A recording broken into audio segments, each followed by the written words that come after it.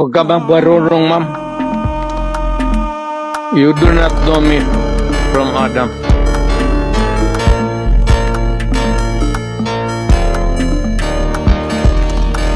Nalaman natin meron talagang reward system at merong pinanggagalingan yung pondo para dun sa reward system.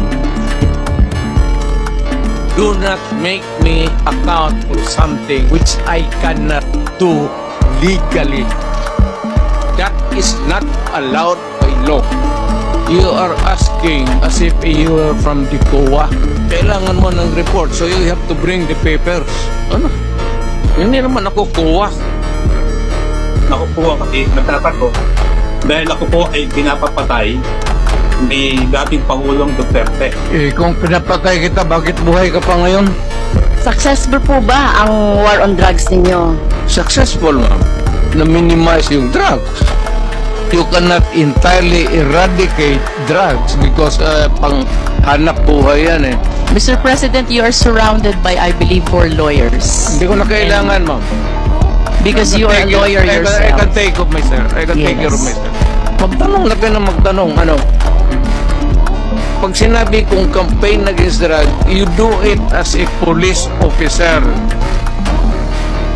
Nag-aral ka naman ng 2 years basic, sinunod mo lahat, you should follow. Not if you go out of the way, I cannot answer for you.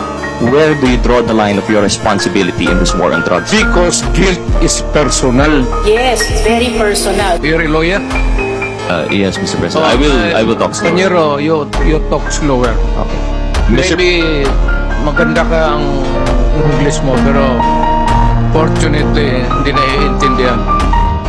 Sa mga kongresista na kaalyado ng mga NPA, mahaya naman tayo sa topic ng pagpatay dahil kayo mismo, hindi kayo nagsasalita sa pagpatay ng NPA sa mga pulis, sundalo at mamayang Pilipino. Sa NPA, nire-recruit ang mga kabataan para pabagsakin ang gobyerno at pumatay ng mga pulis, sundalo at tropa ng gobyerno. Kailangan mga Mr. Chair. Bawal po pumalakpak dito. Kung gusto niyo pumalakpak, doon kayo sa labas. Maaari ba?